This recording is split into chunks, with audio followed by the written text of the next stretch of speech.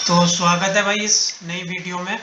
और आज हम बात करेंगे कि बाजार ने पिछले हफ्ते क्या करा और आने वाले हफ्ते में क्या करेगा, और जो इम्पोर्टेंट पॉइंट्स है उनके बारे में भी बात करेंगे। ठीक है, ये 15 मिनट के कैंडल्स ठीक है। तो इसके मुताबिक अगर मैं आपसे बात करूं तो बाजार में एक अच्छी खासी हमने क्या देखी, पहले एक अच्छी खासी गिरावट देखी है। ठीक है, अब मैं आपको बताता हूँ कि हुआ क्या है। अगर आपको मैं 10 मार्च की बात बताऊं तो हमारी मार्केट जो है गैप डाउन ओपनिंग हुई थी।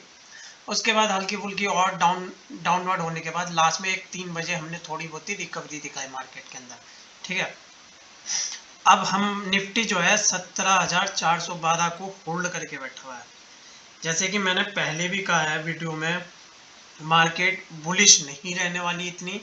ठीक है, मार्केट रहेगी बुलिश बट हल्की फुल्की रहेगी, बट बेरिश के ज़्यादा चांसेस है। आज हम 3 इंपॉर्टेंट चीज़ों के बारे में बात करेंगे जो इस आने वाले हफ्ते के अंदर अंदर होने वाली है।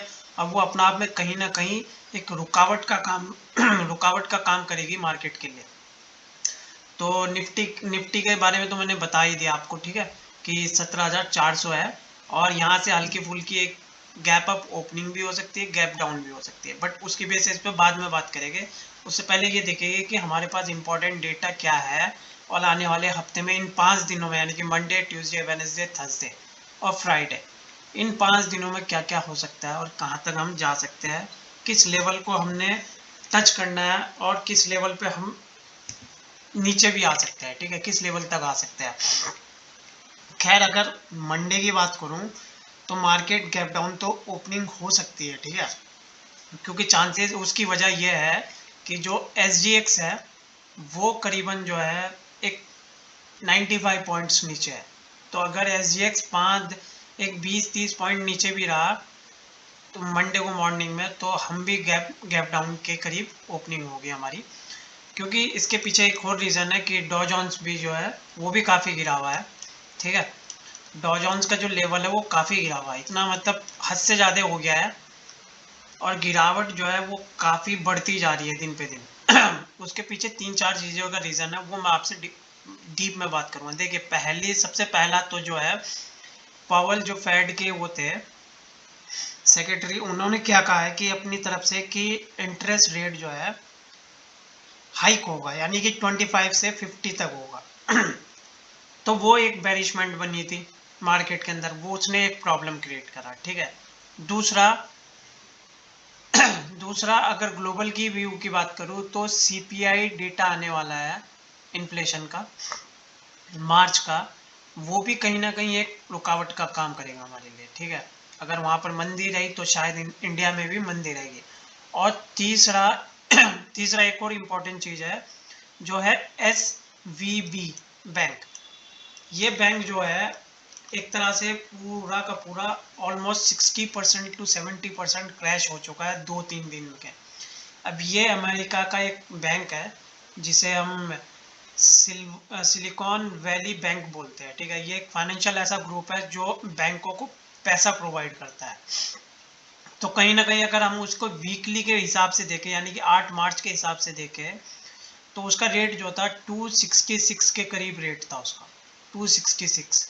ठीक है, और वो 266 से गिरता गिरता, यानी कि 2-4 दिन के अंदर अंदर गिरता गिरता आज 39 रुपीज़ पे ट्रेड कर रहा है, यानी कि ऑलमोस्ट 70% वो गिर चुका है, 70 to 80% गिर चुका है स्टॉक।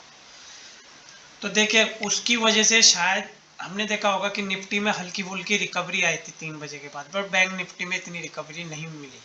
इसका रीज़न ये भी हो सकता है कि SVB बैंक जो है फाइनेंशियल ग्रुप नेस्डेक का, उसमें कहीं ना कहीं जितनी जो गिरावट आई है वो उसका इम्पैक्ट थोड़ा बहुत बैंक निफ्टी पे ज़रूर पड़ेगा हमारी।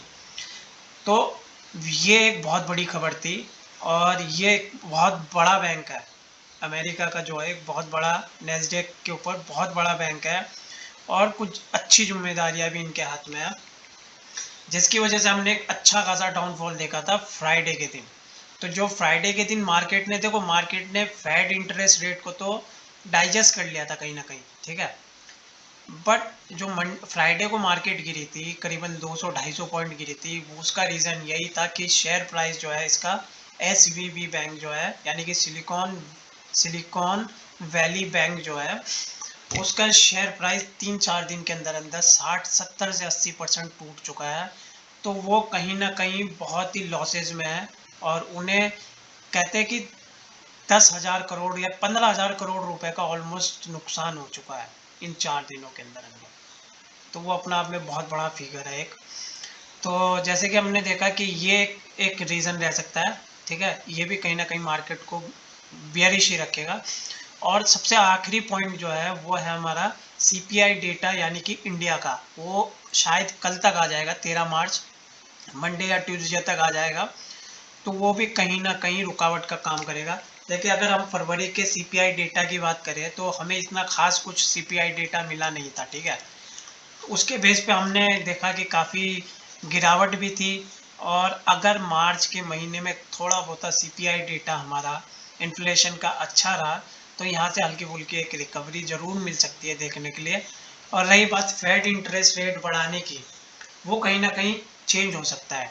मैं आपको बताता हूँ, देखिए जब ज़्यादा कर लोग बेरिश हो जाते हैं ना तो मार्केट जो है बुलिश हो जाती है। हर आदमी अगर मार्केट को गिराना ही चाह रहा है तो मार्केट गिरती नहीं है उस वक्त, मार्केट बुलिश हो जाती है।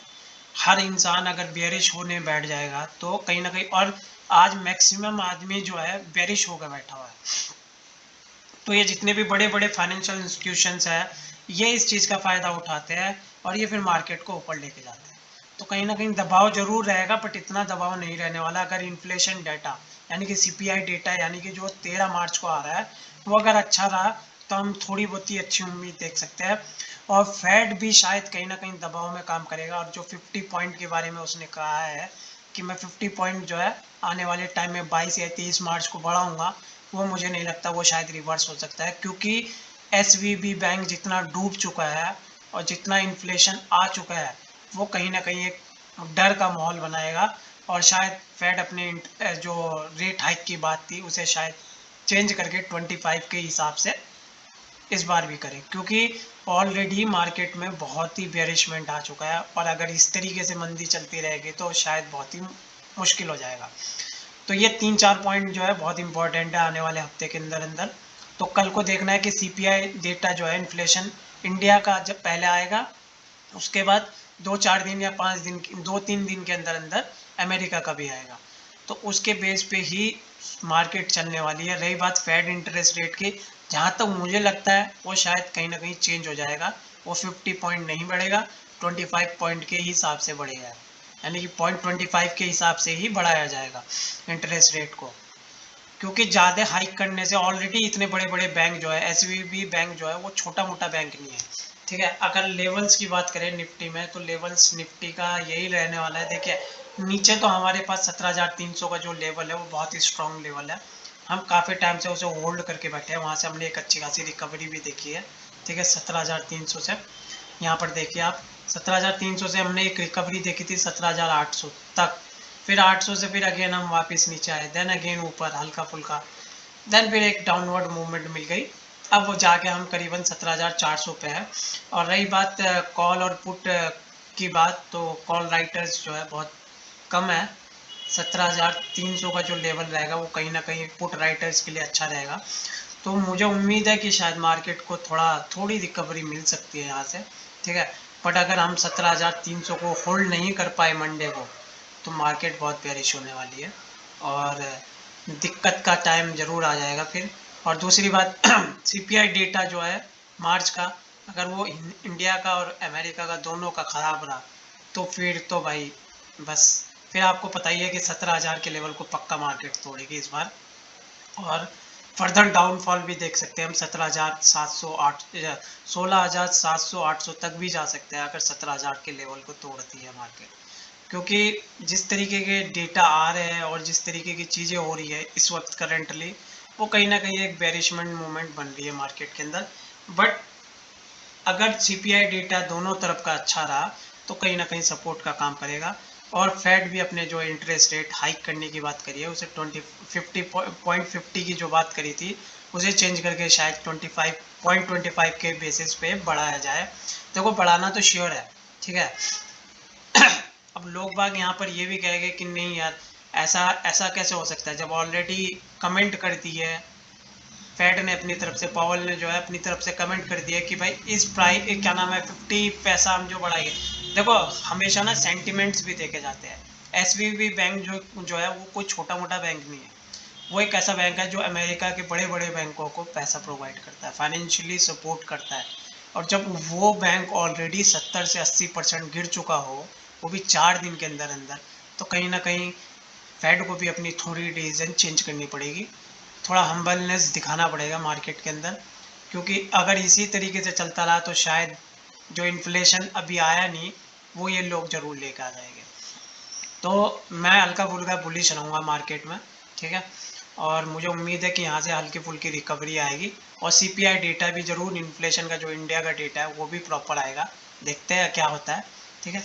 उसी बेस पे काम होगा। अगर आपको वीडियो पसंद आए तो लाइक करें, सब्सक्राइब करें और कमेंट करें।